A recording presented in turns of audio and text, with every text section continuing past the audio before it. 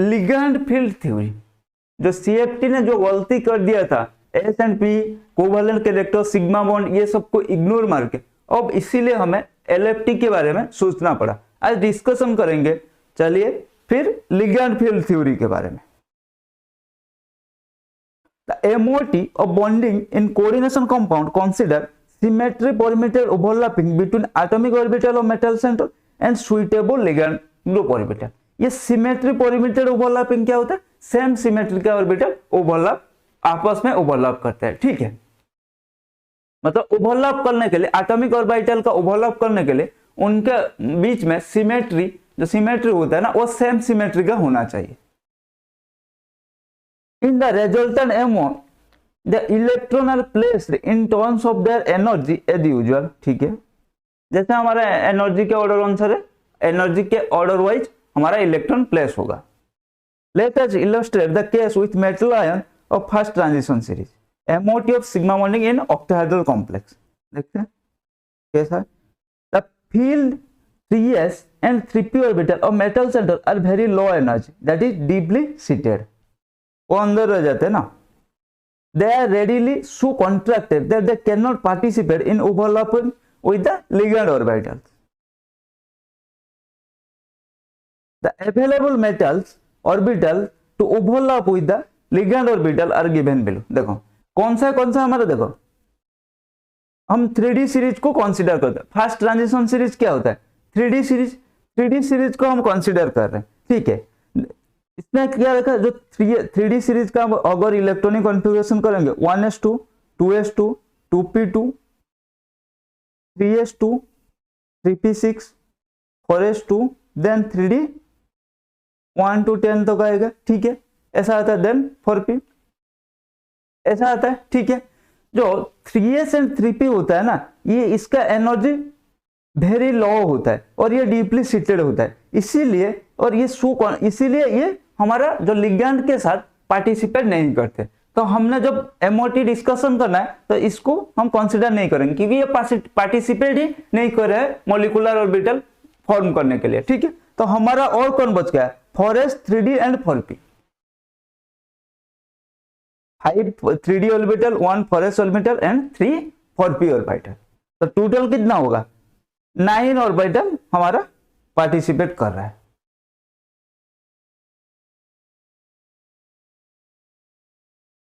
Then bonding properties of the 9 atomic orbitals of the metal in octahedral system। तो हमने देखा हमारा total 9 orbital, 9d orbital participate कर रहा है इन द बॉन्डिंग, और 3s एंड 3p पार्टिसिपेट नहीं कर रहा है क्योंकि उनका एनर्जी वेरी लो होता है और डीपली सीटेड हो जाते हैं और इतना कॉन्ट्रैक्ट होते हैं कि वो लिगैंड के साथ पार्टिसिपेट नहीं कर पाते, ठीक है। In octahedral complex, ligands are in plus x or minus x, plus y or minus y, plus z and minus z direction। The following 6 orbital can participate in sigma type bonding interaction with ligand at the corner of octahedron, ठीक है। क्या होता है? देखो ऐसा होता है, ये हमारा d x square minus Y square था, ठीक है, एंड एक डी जेड स्क्वायर, ये मान लो जेड एक्सिस होगा तो डी जेड स्क्वायर ऑर्बिटल ऐसा होता है, ठीक है। तो ये क्या होता है? The octahedral complex ligand are in plus X plus Y minus X plus Y minus Y, मतलब इसको माइनस जेड करेंगे, X minus X Y minus Y, ठीक है। The following 6 orbital can participate in sigma type bonding interaction with ligand at the corner of octahedron. Sigma bond कब form होता है? ये आपने पढ़ाई होगा केमिकल बॉन्डिंग में, बचपन से पढ़ के आते हो, ठीक है। क्या है सिग्मा बॉन्डिंग में? हमारा जब हेड ऑन ओवरलैपिंग होता है तब सिग्मा बॉन्डिंग फॉर्म होता है, जब साइड वाइज ओवरलैपिंग होता है तो पाई बॉन्डिंग फॉर्म होता है। और हेड ऑन ओवरलैपिंग करने के लिए सेम एक्सिस में दोनों आना चाहिए, ठीक है, दोनों हेड टू हेड मिलना चाहिए, ठीक है। तो इसीलिए बोला इसने जो ऑक्टाहेड्रल कॉम्प्लेक्स में जो लिगैंड होता है, और अरे ये तो डी ऑर्बिटल का मैंने कर दिया, ठीक है, कोई नहीं। लिगैंड जो होता है, लिगैंड अलोंग द एक्सिस आता है। ऑक्टाहेड्रल कॉम्प्लेक्स में हमें क्या पता है? लिगैंड अलोंग द एक्सिस आता है, ठीक है, ऐसा 6 लिगैंड, ठीक है, ठीक है। ये सारे अलोंग द एक्सिस में आता है। अगर हम नाम दें L1, L2, L3, L4, L5 and L6, ठीक है। तो हमें पता है ये हम क्या डिस्कशन कर रहे हैं, पहले सिग्मा बॉन्डिंग के बारे में डिस्कशन कर रहे हैं। हमें पता है हेड ऑन ओवरलैपिंग से ही सिग्मा बॉन्डिंग फॉर्म होता है, ठीक है। और लिगैंड हमें पता है ऑक्टाहेड्रल कॉम्प्लेक्स में, हमने ऑलरेडी डिस्कशन कर चुके हैं, ऑक्टाहेड्रल कॉम्प्लेक्स में लिगैंड अलोंग द एक्सिस आता है। तो जो ऑर्बिटल हमारा अलोंग द एक्सिस में हो, ठीक है, जो डी ऑर्बिटल हमारा अलोंग द एक्सिस में, वही सिर्फ सिग्मा बॉन्ड फॉर्म कराएंगे, क्योंकि उसी में सिर्फ हमारा हेड ऑन ओवरलैपिंग होगा, ठीक है। अगर हम मान लो बिटवीन द एक्सिस जो प्लेन में है, इसमें और लिगैंड में हेड ऑन ओवरलैपिंग नहीं होगा, साइड वाइज ओवरलैपिंग होगा। इसीलिए हमारा क्या होगा, जो डी ऑर्बिटल हमारा एक्सिस में प्रेजेंट है, उसी डी ऑर्बिटल ने सिर्फ हमारा क्या सिग्मा बॉन्ड फॉर्म कराएंगे, ठीक है। और पी ऑर्बिटल भी वही है जो हमारा एक्सिस में होगा, P orbital px, py, pz तीनों एक्सिस में है, तो तीनों सिग्मा बॉन्डिंग में पार्टिसिपेट करेंगे, ठीक है। बट एस ऑर्बिटल स्फेरिकल है, वो हेड ऑन ओवरलैपिंग नहीं कर पाएगा, ठीक है, इसलिए ये पार्टिसिपेट ये सिग्मा बॉन्ड नहीं फॉर्म कराएगा, ठीक है। देखते हैं फिर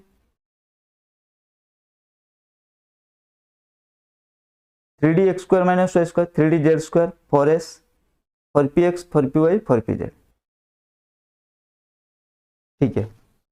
नहीं 4s भी होगा, क्योंकि 4s ये तो सिमेट्रिकल है, ठीक है, ऐसा है। अरे मैंने गलत बता दिया, अगर ये यहाँ पे हेड ऑन ओवरलैपिंग हो रहा है, ठीक है। और d x square minus Y square d z square along the axis में, p x p y p z ये भी अलोंग द एक्सिस में, और ये तो हमारा सिमेट्रिकल है, लिगैंड ऐसे एक्सिस में आ रहा है। तो यहाँ पे क्या हो रहा है, सॉरी पिछले क्लास में, पिछले स्लाइड में मैंने गलत बता दिया, फॉरेस्ट भी हमारा पार्टिसिपेट करेगा, ठीक है, मतलब फॉरेस्ट भी हमारा सिग्मा बॉन्ड फॉर्म कराएगा। क्या हो रहा है ना, हेड ऑन ओवरलैपिंग, ठीक है। रह गया कौन सा, D X Y, D Y Z, D Z X, ये तीनों along the axis, along the plane में है। तो ये हमारा मतलब हेड ऑन ओवरलैपिंग नहीं हो पाएगा लिगैंड के साथ, लिगैंड एक्सिस में आ रहा है, ये प्लेन में है, कैसे होगा, नहीं होगा। जो ऑर्बिटल, ये याद रखना सिग्मा बॉन्डिंग में जो ऑर्बिटल हमारा एक्सिस में है, क्योंकि ऑक्टाहेड्रल कॉम्प्लेक्स में लिगैंड हमारा एक्सिस से आ रहा है, ठीक है। तो जो ऑर्बिटल, मेटल का जो ऑर्बिटल एक्सिस में, वही सी पार्टिसिपेट करेगा इन सिग्मा बॉन्ड फॉर्मेशन, ठीक है। इसीलिए आपने देखा ही होगा T2G हमारा नॉन बॉन्डिंग रह जाता है MOT में। अगर आपने MSc में पढ़ा होगा तो ये बात तो देखा ही होगा, T2G हमारा नॉन बॉन्डिंग रह जाता है। क्यों रह जाता है, इसीलिए रह जाता है क्योंकि यह सिग्मा बॉन्ड फॉर्म नहीं कर पाता, ठीक है। तो पहले हमने क्या सीखा, 9 एटॉमिक ऑर्बिटल पार्टिसिपेट करेंगे, ठीक है। 9 से 6 एटॉमिक ऑर्बिटल हमारा सिग्मा बॉन्डिंग फॉर्म कर पाएगा, रिमेनिंग 3 हमारा सिग्मा बॉन्डिंग फॉर्म नहीं कर पाएगा, इसीलिए यह हमारा रह जाएगा एज ए नॉन बॉन्डिंग, ठीक है। अब देख लेते हैं हमने क्या पढ़ा। पहले जो फर्स्ट था मॉलिक्यूलर ऑर्बिटल थ्योरी, क्या पढ़ा था हमने, सेम सिमेट्री होना चाहिए ओवरलैप करने के लिए। अब हमारा काम रहेगा सिमेट्री देखते हैं। फॉरेस्ट का सिमेट्री क्या है, A1G, ये स्फेरिकली सिमेट्रिकल। ये क्या होगा, T1U, A set of 3 equivalent orbital. इसका क्या है, EG, एंड उसका क्या था, DXY, DYJ, DZX का T2G। अब देखते हैं formation of sigma LGO with proper symmetry. We are consider the sigma bonding orbital of the ligand. For most of the ligand, these are composed S and P atomic orbital. Okay. These orbital available for sigma type interaction with the metal approaching from the direction, सारे directions are described as sigma x, sigma minus x, sigma y, sigma minus y, sigma z, sigma minus z respectively. ठीक है, मतलब plus x से direction से जो आ रहा है sigma x, minus x से जो आ रहा है सिग्मा माइनस एक्स, ऐसे ही। From these ligand orbital through the linear combination different ligand group orbital can be constructed to match with the metal orbital. देखो पहले देखते हैं, ये था हमारा एस ऑर्बिटल, ये हो गया लिगैंड,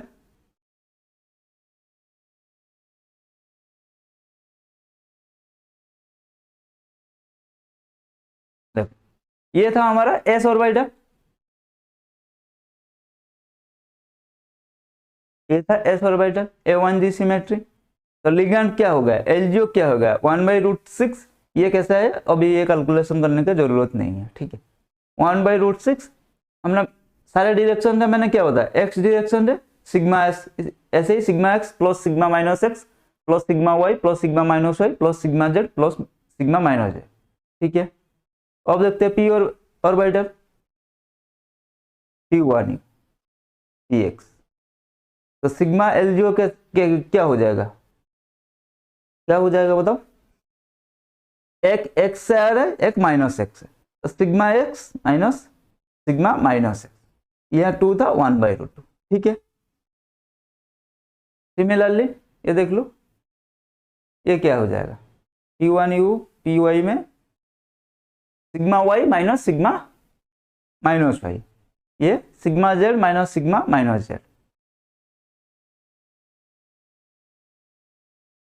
ये क्या है dz² ऑर्बिटल इजी dz², ठीक है। ये क्या हो गया 1/2√3 2 sigma z plus 2 sigma minus z minus sigma x minus sigma y minus sigma y minus sigma minus y minus sigma s minus sigma minus x। ये कैसे हुआ उसका कोई जरूरत नहीं है हमें, ठीक है, कोई नहीं पूछेगा ये।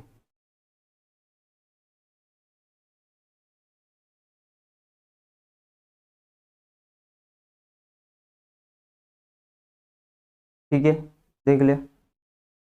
अब चलते हैं, the dx² minus y² orbital is bearing opposite pairs of loops with positive और negative sign, thus the combination क्या होगा, sigma x plus sigma minus x minus sigma y minus sigma minus y, thus the normalized LGO is given below। ये 1/2 हो गया sigma x plus sigma minus x minus क्या हो जाएगा sigma y minus sigma y, क्योंकि dx² में जो lobe होता है ये क्या होता है, टू अपोजिटली लूप होता है, एक पॉजिटिव लूप एक नेगेटिव लूप।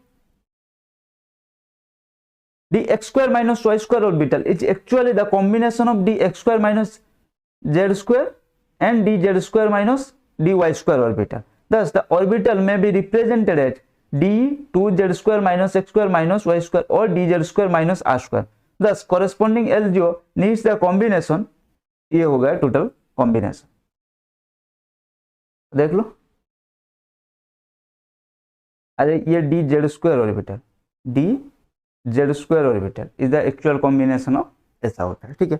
तो इसीलिए dz² का हमारा क्या आया था 1/2√3 ये सर, ठीक है, क्योंकि कॉम्बिनेशन हमारा ये होता है, मतलब ये दोनों ये कंबाइन होकर हमारा dz² ऑर्बिटल फॉर्म करते हैं। The s orbital is same sign in all direction, thus the corresponding combination, इसीलिए s में देखा होगा आपने प्लस, क्योंकि s स्फेरिकल इसका साइन सेम रहता है, इसीलिए देखो सारे प्लस में है। p ऑर्बिटल क्या है, द ऑपोजिट लूप्स, क्योंकि एक पॉजिटिव होगा एक पॉजिटिव तो एक नेगेटिव, इसलिए देखो sigma z minus sigma z sigma x minus sigma x sigma y minus sigma y, समझ में आ गया कैसे होता है। dx² minus y² positive negative loop था, इसीलिए माइनस आ रहा है। dz² ऑर्बिटल इज कॉम्बिनेशन में था, इसीलिए 2 वगैरह आया, ठीक है। s ऑर्बिटल हमारा स्फेरिकली सिमेट्रिकल था, इसका सारी जगह एक ही साइन है, इसलिए इसमें सारे प्लस में आया। p ऑर्बिटल क्या है ऑपोजिट साइन है, इसीलिए इसमें देखो ये माइनस में आ रहा है, ठीक है। अब समझ में आ गया थोड़ा बहुत। Then formation of molecular orbital, LGO कैसे फॉर्म हुआ थोड़ा बहुत तो आपको आइडिया आ ही गया होगा, ठीक है, कैसे हमारा dx² minus y² dz² s orbital and px में होता है। फॉर्मेशन ऑफ मॉलिक्यूलर ऑर्बिटल देखो, the sigma LGO will combine with the corresponding metal orbital to produce 6 bonding molecular orbital and 6 anti-bonding molecular orbital। क्योंकि हमने कितना मिला देखो, total था 9 ऑर्बिटल पार्टिसिपेट कर रहे, इसमें से 6 हमारा सिग्मा बॉन्डिंग कर रहे, बाकी रिमेनिंग 3 हमारा नॉन बॉन्डिंग रहेगा। तो 6 एटॉमिक ऑर्बिटल अगर कंबाइन होगा तो क्या होगा, 6 एटॉमिक ऑर्बिटल अगर कंबाइन होगा तो 12 bonding orbital and 12 anti bonding हो जाएगा ना, समझ में आ गया। देखो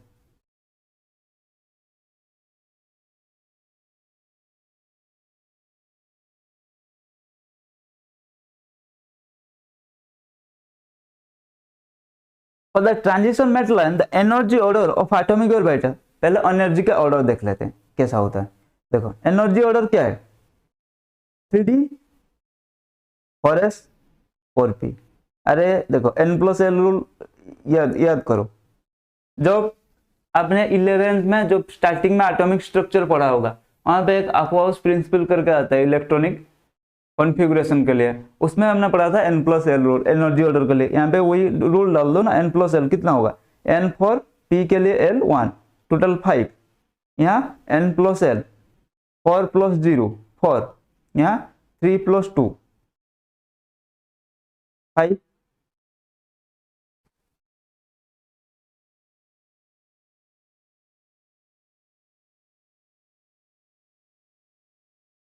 ठीक है, इसमें और इसमें एनर्जी मतलब n+l वैल्यू अगर इक्वल हो गया तो जिसका n वैल्यू जितना ज्यादा वो उतना ज्यादा स्टेबल होगा, इसलिए इसने कहा n-1d ns एंड np। ठीक है, compare to the 4s and 4p orbital, the 3d orbital are large and diffuse. This is why 4s and 4p orbital can make the overlap better than 3d orbital. ठीक है, this is why bonding molecular orbital of A1G and T1 symmetry are more stabilized compared to bonding orbital of U1G. Consequently, the antibonding molecular orbital of A1G and T1 U star symmetry are destabilized more compared to antibonding H star. ठीक है, इसीलिए सबसे नीचे कौन रहता है, क्योंकि better overlapping हो पाएगा, क्योंकि ये स्पेरिकल वो वाला डम्बेल शेप। ठीक है, लेकिन एस और हमारा डी ऑर्बिटल क्या होता है, ज्यादा डिफ्यूज हो जाता है उसका shape. The remaining 3 orbital remain as a non-bonding. The 6 bonding molecular orbital are relatively energetically closer to the ligand orbital. That is, bonding orbital are more enriched.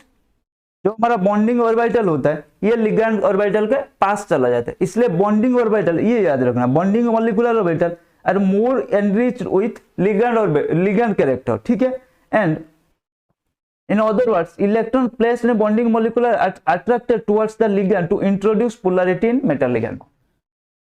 जो बॉन्डिंग मॉलिक्यूलर ऑर्बिटल होता है ना, वो ligand orbital के पास में चला जाता है, इसीलिए जो बॉन्डिंग मॉलिक्यूलर ऑर्बिटल होता है वो मोर एनरिच्ड होता है लिगैंड कैरेक्टर के साथ। ठीक है, एंटी बॉन्डिंग ऑर्बिटल में ज्यादा मेटल कैरेक्टर रहता है। सिंपल आसान भाषा में बताओ तो एंटी बॉन्डिंग मॉलिक्यूलर ऑर्बिटल मोर एनरिच्ड होता है with the metal character, and bonding molecular orbital more enriched होता है with anti bonding with ligand character. अब देख लेते हैं जिसका हमें इंतजार था।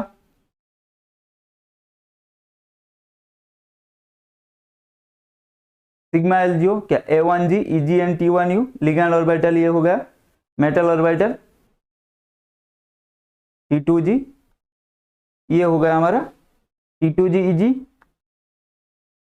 ये हो गया हमारा A1G, ये हो गया T1U।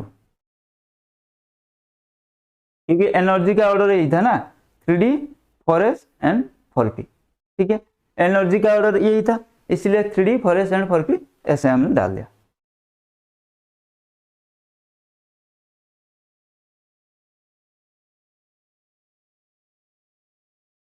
ठीक है, ये A1G T1U एंड -1D। ठीक है, पहले तो हमने देखा S and P orbital most stable होता है क्योंकि इनका ओवरलैपिंग अच्छे से हो पाता है। ठीक है, बट D ऑर्बिटल ज्यादा डिफ्यूज शेप होता है, इसलिए A1G bonding molecular orbital of S and P का नीचे आ जाएगा।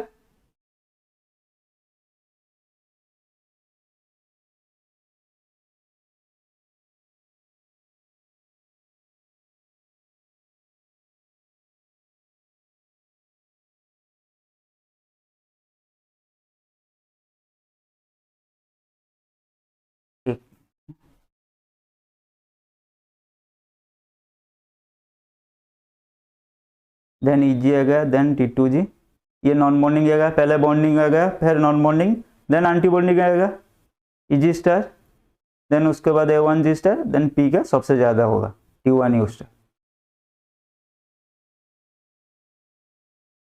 ठीक है, ये नॉन बॉन्डिंग हो गया इसका एनर्जी गैप क्या होगा, डेल्टा जीरो।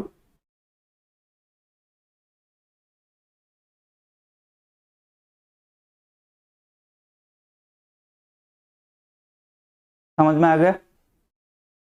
तो हमने ये बात जो डिस्कशन किया है वही सिर्फ यहाँ ड्रॉ किया। देखो हमने क्या बताया, A1G का सबसे नीचे आएगा, देन T1U, देन EG, ठीक है।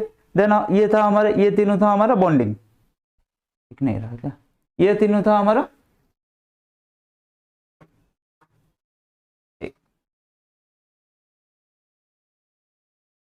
ये था हमारा बॉन्डिंग। देन T2G क्या था हमारा, नॉन बॉन्डिंग था, T2G हो गया नॉन बॉन्डिंग। देन आ गया हमारा एंटी बॉन्डिंग। ये था हमारा जो EG स्टार एंड T2G के बीच का गैप हमारा था डेल्टा जीरो, ठीक है।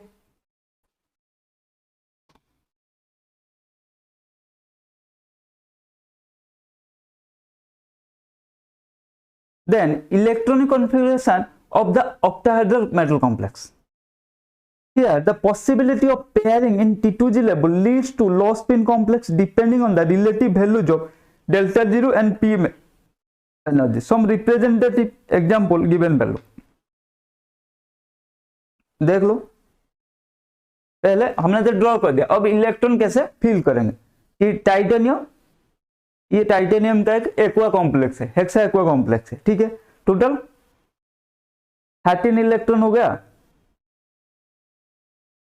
6 इंटू 2 इलेक्ट्रॉन प्लस 1 इलेक्ट्रॉन, कैसे A1G में 2, T1 में 6, देन EG में 4 आ गया। देन टोटल पहले ये बॉन्डिंग फील हो गया, देन ये नॉन बॉन्डिंग के चला गया, ठीक है। कोबाल्ट में टोटल 18 इलेक्ट्रॉन,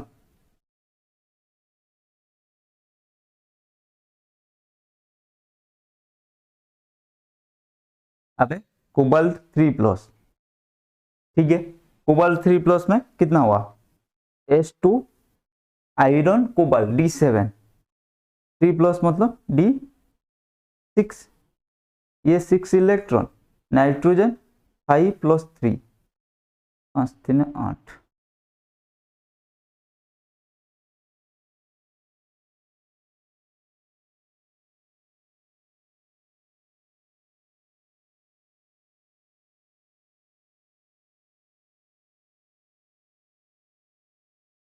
अरे NH3, अरे मैं बोल NH3 में टोटल इलेक्ट्रॉन कितना, 2 हो गया, यहाँ पे 2 रह रहा है ना, तो ये 6 + 6 × 2, तो टोटल 18 इलेक्ट्रॉन, ठीक है। यहाँ पे टोटल 18 इलेक्ट्रॉन हो गया, 18 इलेक्ट्रॉन थे, A1G में 2 चला गया, 6 चला गया, EG में 6 चला गया, देन रिमेनिंग 6 T2G में चला गया। यहाँ 10DQ greater than pairing energy, ठीक है। लेकिन COF6 यहाँ पे क्या हुआ, यहाँ पे 10DQ less than pairing energy, ठीक है। पेयरिंग एनर्जी यहाँ ज्यादा है क्योंकि ये कोबाल्ट 3+ कॉम्प्लेक्स है, इसीलिए यहाँ पे देखो, यहाँ नॉन बॉन्डिंग पहले क्या हो, 1 2 3 देन 4 5 देन 6, ठीक है, ऐसा हो गया। मतलब यहाँ पे देखो, यहाँ पे जैसे फिलअप किया ना, 18 इलेक्ट्रॉन था, ठीक है। इसमें कितना रह गया, मैक्सिमम 2,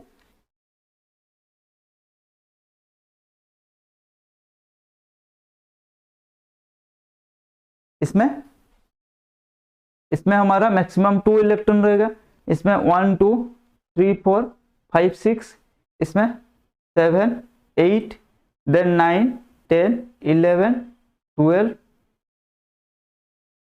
अरे इसमें 1 2, इसमें 3 4 5 6 7 8, इसमें 9 10 11 12, क्योंकि EG में 2 रहता है ना, 11 12 देन 13 14 15 16 17 देन 18, ठीक है। तो इसमें टोटल 4 इलेक्ट्रॉन, इसमें 2 इलेक्ट्रॉन, इसमें 4 इलेक्ट्रॉन, इसमें 6 इलेक्ट्रॉन, इसमें टोटल 2 इलेक्ट्रॉन। आ गया समझ में। अगर ये लो स्पिन कॉम्प्लेक्स हुआ, क्योंकि लो स्पिन में क्या है, पेयरिंग एनर्जी ग्रेटर देन होता है डेल्टा जीरो, इसीलिए यह चला गया। अगर ये हाई स्पिन कॉम्प्लेक्स होता तो ये 2 इलेक्ट्रॉन यहीं पे एडजस्ट हो जाता है, यहाँ पे टोटल 6 इलेक्ट्रॉन हो जाता, क्योंकि उसमें delta zero less than pairing energy, sorry इसमें pairing energy less than delta zero. ये तो मैंने बताया, ये ना हमने पढ़ा है CFT में, कैसा लो स्पिन हाई स्पिन में होता है। सिमिलरली यहीं पे इलेक्ट्रॉन ऐसा ही फिलअप करना होता है।